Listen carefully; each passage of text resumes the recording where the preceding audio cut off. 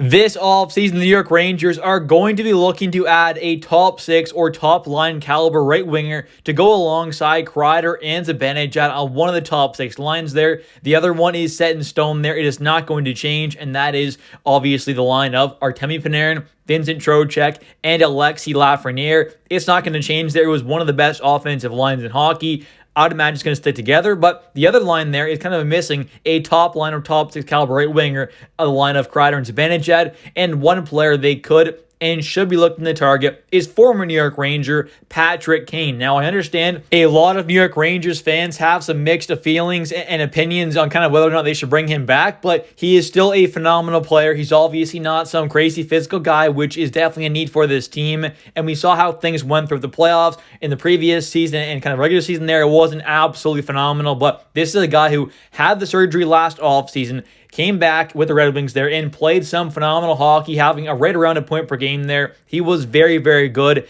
and I'm sure could be even possibly even better this season coming up than what he was this past season, considering he obviously is going to have like a full year from that obviously recovery and having that surgery there. So there's a chance he could be even better there, over a point per game caliber guy, and would be a very good addition to this team. A veteran guy. He's won his cups with the Blackhawks. He's been in the league for a very long time. He's already kind of acclimated a bit to the New York lifestyle, you could say, I guess, or obviously some of the teammates and some line mates as well, because he has had time alongside Kreider and Zibanejad, who he will be playing with. This is a very talented guy. He's a former superstar, not quite at that level, obviously, but still a very, very good player. One of, if not the best American hockey player of all time. And I think would be a great addition to this team, and also could possibly come on a fairly cheap and short-term deal as well, which would not be the worst idea at all for the Rangers. And even though Patrick is turning 36 years old in November, he is still one of the better free agent options available this offseason. He's a very talented player still. Like I said, right around point per game this past season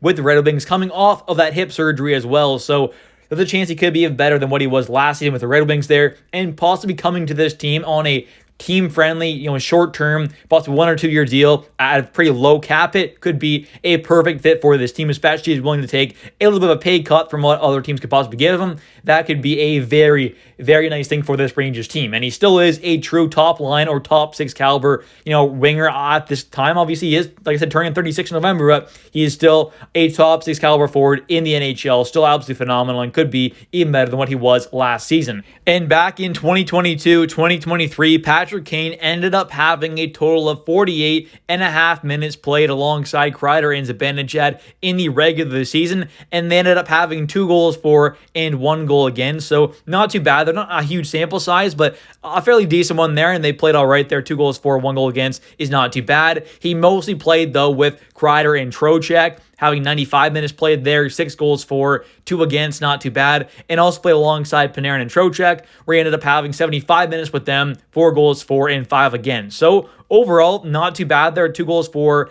and 1 against alongside Kreider and Zibanejad, who we come here to play with. It's not too bad. Defensively, Kreider and Zibanejad are solid forwards defensively, so they can kind of help make up for obviously Kane's kind of lackage on the back end there defensively. But Kane is a phenomenal offensive player. He could help really kind of drive that line there to really help them be a huge threat at 5-on-5, which is definitely a need for them. We know Kreider and Zibanejad can kind of cool off at moments at 5-on-5, so having like Patrick Kane there, who was a real threat at even strength, could be the perfect fit for them, especially being a more pass-first guy. Kreider and Zibanejad are great goal scorers. Adding a more pass-first playmaker who's absolutely phenomenal there, amazing vision, amazing passing, could be the exact fit this team needs.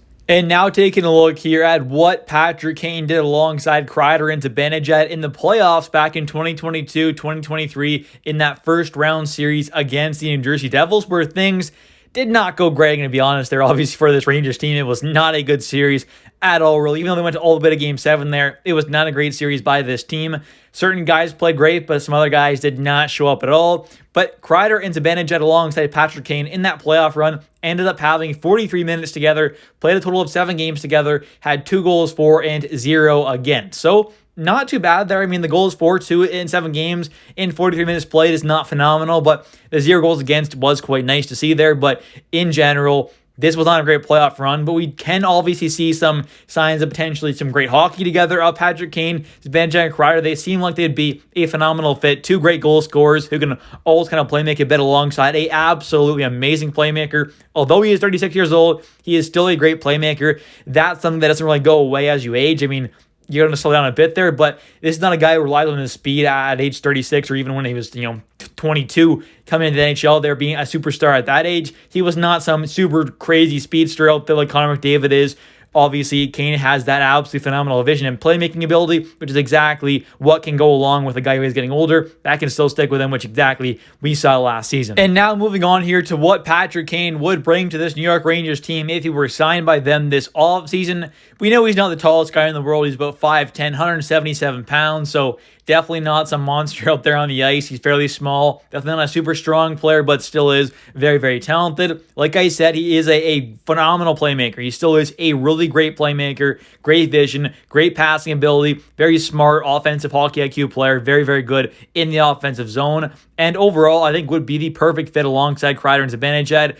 Two great goal scorers alongside an absolutely elite playmaker could be a perfect fit, especially if they get more of an offseason together there, obviously, because Kane was acquired at the deadline there, so they didn't have a lot of time to really kind of work together in practice and in training camp and in preseason and stuff like that. So if they can have a good, nice little offseason here together, nice preseason as well, this could be a match made in heaven. And Zibanejad also did kind of say in an interview that he kind of would like to see more of a pass-first guy alongside him and obviously Kreider, so that definitely could be the right fit for this team. And Kane still is a very good goal scorer as well. Last season ended up having 20 goals in 50 games played, which is quite phenomenal. He's going to be around a point per game kind of player, being a 30-plus goal kind of upside. Definitely could be a still phenomenal player, even though he is getting up there in age. And he also did have a very good season at producing offensively at even strength. He did have 32 points there at even strength last season, only 50 games played. That is very, very good. He'd also be a phenomenal add to the power play 1 or power play 2.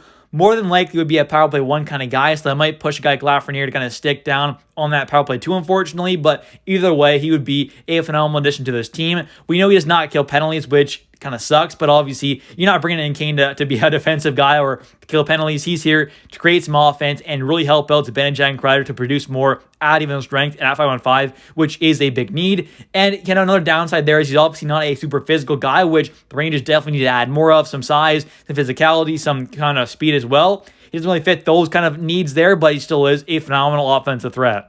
And now taking a look here at what Patrick Kane did last season with the Detroit Red Wings, and he did not make his debut with them until December 7th, so early December there as he was recovering from his hip surgery that he had in the offseason. But taking a look here, ended up having a total of 50 games played, 20 goals, 27 assists for 47 total points, ended up having 18 even strength goals and 14 even strength assists for 32 total even strength points.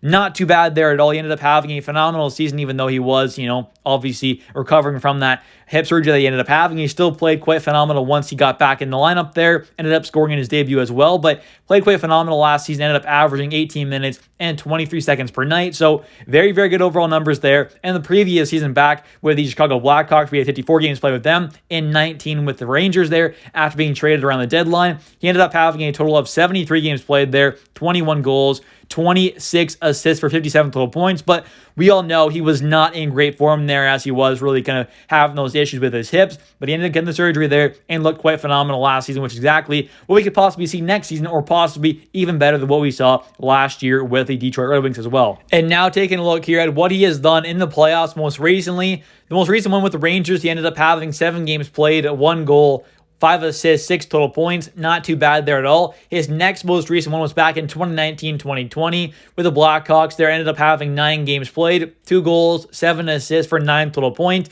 And he's also won 3 Stanley Cups, winning the Conn Smythe Award, which is the MVP of the playoffs. He's been an absolutely phenomenal player there. He has had multiple amazing playoff runs. This is a playoff performer here who really kind of stepped up his game and hopefully could do so with the Rangers next season if he does end up getting signed by this team. And now taking a look here at what his contract could possibly look like. But first off, taking a look at what his previous contract was with the Red Wings. It was a 1-year deal that he signed last offseason with a cap hit of $2.75 million. But the real question is, what is the next contract going to look like? It's really kind of hard to predict there because he is a guy, coming off that surgery last offseason, Obviously, he's getting up there in age, turning 36 in November. I think it's going to be a 1 or 2 year deal at the very most, but I could see his contract looking something like a 2-year deal with a cap hit of $3.75 million.